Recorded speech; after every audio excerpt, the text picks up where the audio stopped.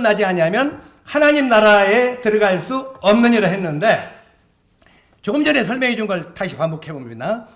요한일서 5장 5절로 8절을 보니까 뭐라고 가르치고 있느냐면, 다시 한번 따라서 하세요. 성령은 진리니라. 자, 아까 니고데모에게 어떻게 해야 거듭난다고요? 성령으로 거듭나야 된다고 그랬죠. 사람이 물과 성령으로 거듭나지 않으면 하나님 나라를 볼 수 없느니라. 그런데 성령으로 거듭나라는데 성령은 뭐라고요? 진리라고 했어요.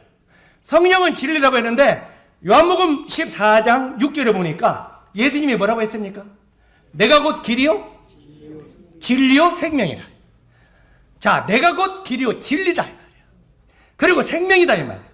그러니까 성령은 진리인데 성령은 예수님이 내가 곧 길이요 진리라고 했으니 예수님이 성령이라 이 말이죠. 실제로 이 성령으로 거듭나는 말은 예수님으로 거듭나는 말이에요.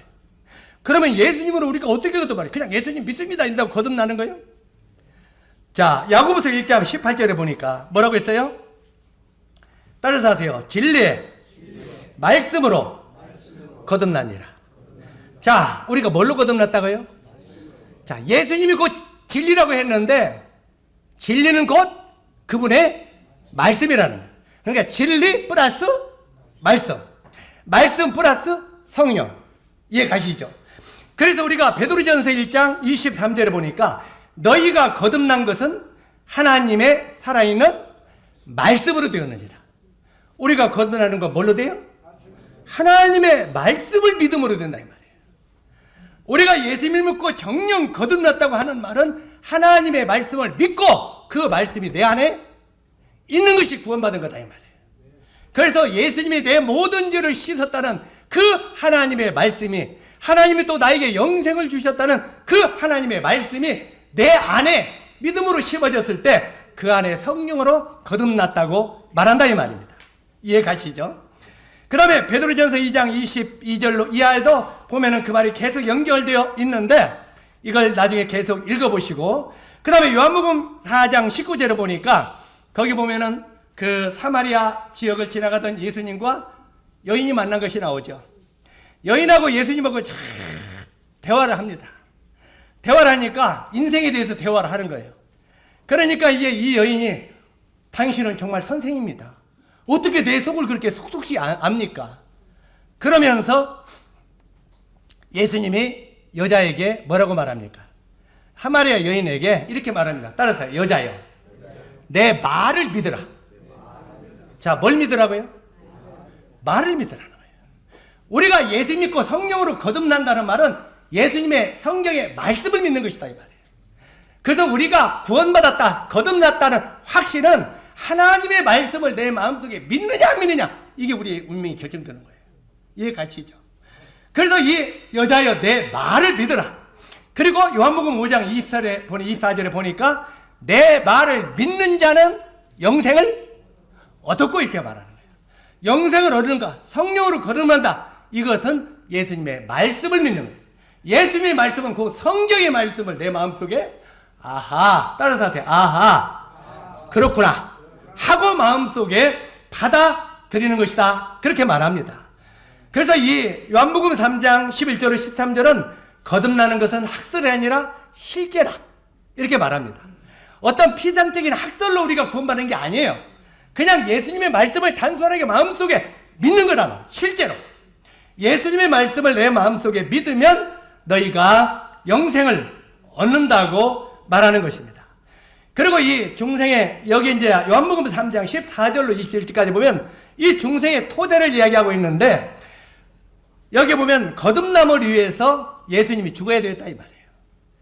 우리가 물과 성령으로 거듭나지 않으면 하나님 나라를 볼 수 없느니라 했는데, 실제로 이 우리가 거듭남을 위해서는 예수님이 죽어야 됐다 이 말이에요. 우리가 공짜로 구원받은 게 아닙니다. 전에 누구와 좀 이것 때문에 다툰 적이 있어요. 우리 허인욱 전도자가 뭔 책을 썼습니까? 구원은 공짜다. 따라서 하세요. 구원은 공짜다. 맞는 말이에요, 틀린 말이에요? 맞는 말이에요, 틀린 말이에요? 맞는 말이에요. 근데 이제 이원재 그 영재이 뭐라 그러냐면 그런 전도하지 마. 공짜 전도하지 마. 왜? 사람들이 너무 구원을 쉽게 여겨. 자, 보세요. 그 말도 맞아요, 틀려요? 그 말도 맞아요. 왜? 예수님이 우리들에게 주신 것은, 구원을 주신 것은 공짜 맞아요. 그러나 우리에게 공짜로 그 구원을 주시기 위해서는 누군가는 그 값을 치렀어요, 안 치렀어요? 누가 치렀어요? 예수 그리스도 그분이 십자가에서 얼마나 많은 고통과 치욕을 당했느냐 그 말이에요. 그러니까 우리가 얻는 구원은 그냥 공짜가 아니라 하나님의 아들 되신 예수님이 우리에게 공짜로 주기 위해서는 그 값을 엄청나게 치렀다 이 말이에요. 그걸 바로 은혜라고 말하는 거예요. 따라하세요. 너희가 은혜를 믿음으로 말미암아 구원을 얻었나니. 그래서 은혜라고 하는 말은 값을 치른 것이 은혜입니다. 아멘. 예수님이 엄청난 십자가의 고통의 값을 지불했기 때문에 그걸 은혜라고 말하는 거예요. 그 은혜를 내가 믿음으로 말미암아 구원을 얻었다는 거예요. 그러니까 내가 공짜로 구원을 얻었지만 이 나에게 공짜로 구원을 주기 위하여 예수님은 엄청난 값을 지불해 주셨다는 거예요. 그래서 우리가 양면을 다 알아야 돼, 몰라야 돼. 그냥 공짜로 쓰니까 공짜니까 받지. 이 공짜를 주기 위해서는 예수께서 엄청난 고통을 치렀다는 것을 마음속에 함께 받아야 된다 이 말입니다. 그리고 이 중생의 도대, 바로 이 건너에서 예수님은 죽으셔야 되는데 이것을 깨닫게 하기 위해서 예수님은 니고데모에게 그렇게 말합니다. 우리 여기에 다시 한번 보겠습니다. 14절, 모세가 광야에서 뱀을 든 것 같이 인자도 들려야 하리니 이는 그를 믿는 자마다 영생을 얻게 하려 하심이니라. 자, 느닷없이 이제 이 니고데모가 잘 못 깨달으니까, 왜 니고데모가 잘 못 깨달았겠어요? 신약만 보면 잘 못 깨닫겠죠. 바로 이 이스라엘 니고데모는 구약을 전통적으로 아는 거예요. 신약은 그 당시 알아요, 몰라요? 신약은 그 당시 기록이 없습니다. 그렇기 때문에 지금 니고데모는 구약에 있는 모든 말씀을 전통적으로 잘 아는 선생이요. 구약을 가르치는. 그래서 예수님이 네가 가르치는 구약을 지금 이야기한 거예요. 이해 가시죠? 그래서 나중에 뒤에 있는 말씀을 보면 네가 모세를 알았으면 나를 알았을 것이다 이렇게 말하고 있죠. 네가 정령 구약을 전통적으로 잘 분별했다면 오늘날 메시아로 오신 나를 알았을 것이다. 그런데 너는 나를 믿는 게 아니라 구약도 믿지 않는다고 말하는 것입니다. 네가 구약을 가르치는 선생이지만 구약도 아직 너는 믿지 않는 사람이다 이 말이에요. 그러면서 예수님이 바로 이 니고데모에게 민수기 21장 노뱀을 이야기합니다. 노뱀. 자, 이스라엘 백성들이 애굽에서 나와서 광야에 나가서 금송아지를 만들어서 안 만들었어요? 자, 그 애굽에서 어린 양의 피로 말미암아 구원받은 것을 너무너무 기뻐하고 나왔는데 한참 가다가 보니까 그 감사를 다 잃어버렸어요. 여러분들도 구원받다가 시간이 지나면 주님의 은혜의 감사를 다 잃어버리는 거예요. 다 감사를 잃어보니까 이들이 하나님을 떠나서 누구를 섬겼어요? 우상을 섬겼어요. 에? 금송아지를 만들어 놓고 금송아지만 놓고 이게 우리의 신이라고 전한 거예요. 아유, 이 참 그 이스라엘 백성들이 성경 읽으면 답답해 안 답답해요? 답답하죠. 근데 그게 우리들인 걸 어떻게 해요? 우리도 보면 그렇게 살고 있는 걸 어떻게 해요? 이스라엘 다 다르게 그게 바로 우리들이에요. 조금 지나면 예수님의 은혜는 온데간데 없고 세상에 금송아지가 시작 성경에는 뭡니까? 돈이요. 돈이 우리의 최우상이 되어 있다 이 말이에요. 돈. 형제제 얼마 벌었어? 우상 얼마 모아놨어? 금송아지 얼마나 모아놨어? 그러나 우리가 금송아지를 얼마나 모아놨든지 그거 가져갈 수 있어요, 없어요? 정말 제가 여러분한테 이렇게 가르치는 않겠습니다. 옛날 내가 구원받던 초창기 때는 주님이 내일 모레 곧 오시는데 세상에 예배당도 지면 안 된다. 내 집도 가지면 안 된다. 이렇게 배웠어요. 왜? 곧 주님 오시니까. 우리는 그걸 아멘! 하고 이렇게 받았어. 그래가지고 그때부터는 내 집도 안 샀어. 내 집도 안 갖고 그냥 교회 예배당도 안 짓고. 그런데 세월이 흐르다 보니까 아쉬운 게 있어. 예배당도 있어야 될 것 같고. 예배당이 있으니까 우리가 모여서 이렇게 예배드릴 수 있잖아요. 지금은 내 집은 아직도 안 갖고 있어. 제 집 없습니다. 저 그냥 전셋집 하나 살고 있은 게 내 집은 없어요. 그건 새로 사는 집이지. 자, 왜? 실제로 그런데 그 당시 제가 아쉬운 게 있었어요. 뭐가 아쉬웠냐? 내일 세상이 종말이 온다 할지라도 오늘 한 그루에 사과나무를 심으라. 이렇게 가르치는 선배가 있었으면 좋을 뻔 알았다. 응? 그랬으면 우리가 그냥 예배당이나 지금 막 지려고 이렇게 난리 안 했지. 그때 다 해놔버리지.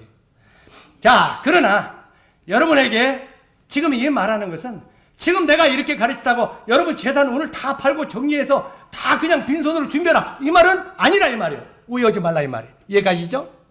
예. 그냥 집 필요한 사람은 사세요. 근데 자꾸 큰 집 살라고 애를 쓰지는 마세요. 이것은 점점 내 마음속에 금송아지가 커가는 거예요.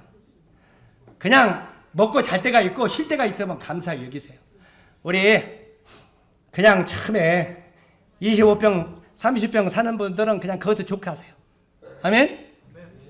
그냥 조금 살가지고 내가 얼마만 더 모으면은 40평 살 텐데 조금만 더 모으면 그러면 또 내가 더 우리 교회에서는 제일로 부자고 행복할 텐데 그거 행복한 게 아니라 비극이요.